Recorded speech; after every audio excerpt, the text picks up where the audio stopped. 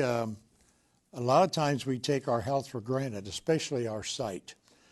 And what I think Katie Neubert is going to help us be aware of what to look out for and how to prevent blindness, which is what she is a part of. So I can't wait to talk to this lady. Please make welcome to the show, everybody, Katie Neubert. Hey, Hope.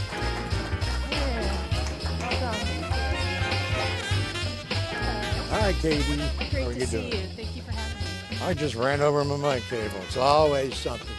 All right.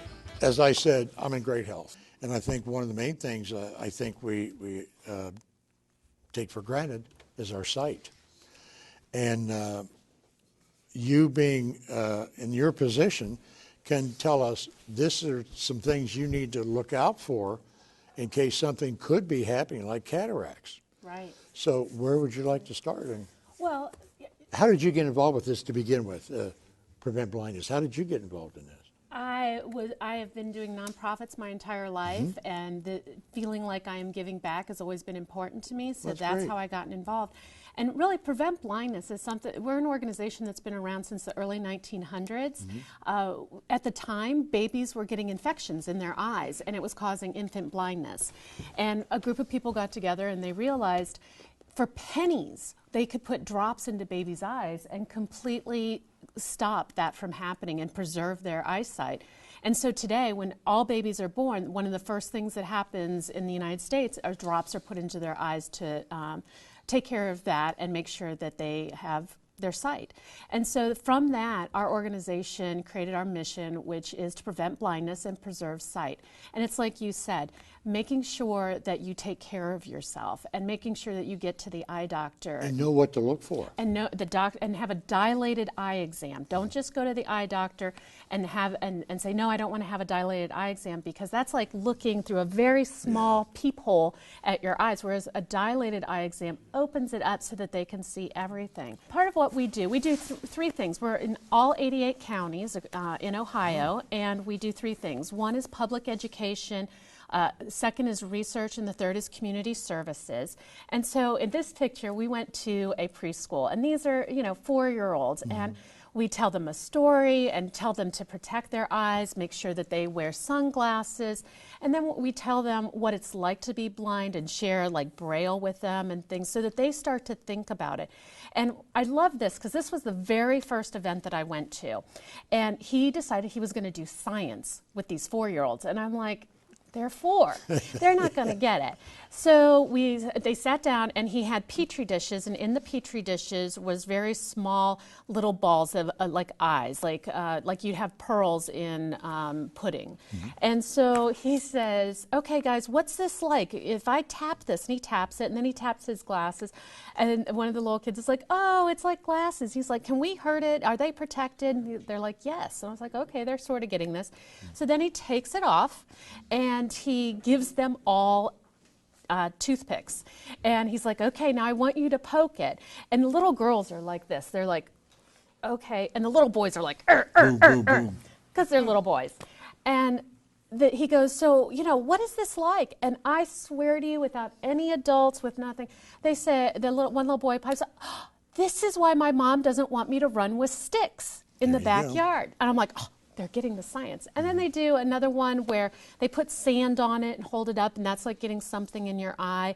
And then they do the last one where they put baking soda on, and it just totally melts. And the kids have this opportunity to learn about their eyes and protecting it. But then what also happens, what is great, is they're given bags, and they take those home with a coloring book and information. And so then they share that with their parents and their caregivers. And so everyone gets this opportunity to think about their eyes, because 50% of all blindness is preventable.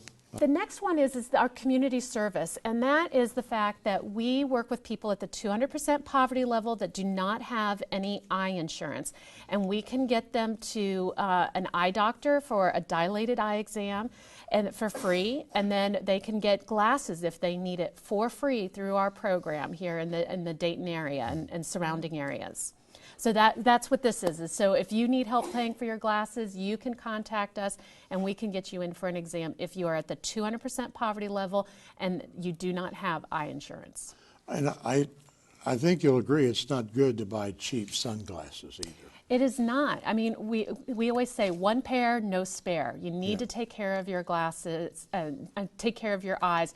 And the best way to do that is with glasses. I got 4 pairs of sunglasses because I will not be out in the sun without them. Yeah, it's so imperative. And sometimes people don't think when it's not a cloudy day or they're just going to be out for a minute not to wear their glasses, but that still can damage your eyes because that reflective sun it just burns. Is there anything new out there that you're excited about that you've heard about some of these diseases you get and how any cures they're working on that you might have heard about? Well, there's new information coming out all the time. A lot of it right now that I've been working with is educating our caregivers.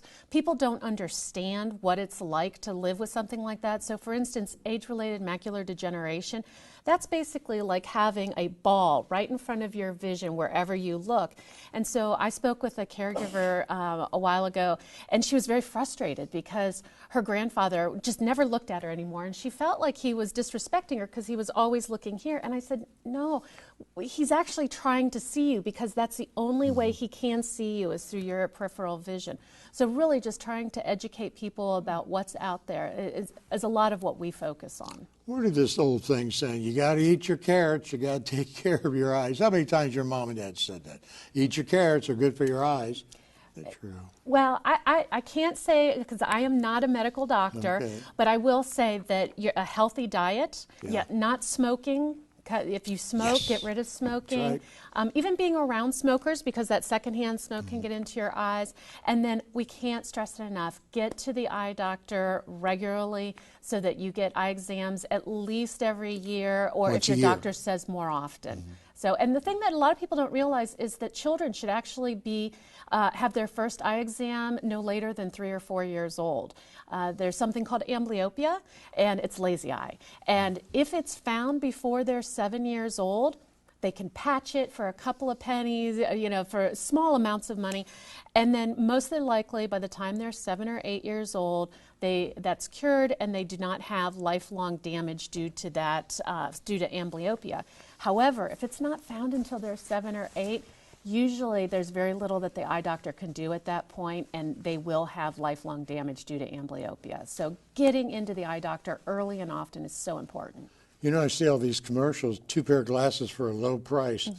Well, they go through an examination. Are these, all these, they're trying to sell glasses, which people need glasses, but are these exams, how do you rate these exams? Well, again, I'm not a doctor. I'm not, and we have wonderful partner agencies that work with us, and we don't rate them and have no particular ones that we say are better than another.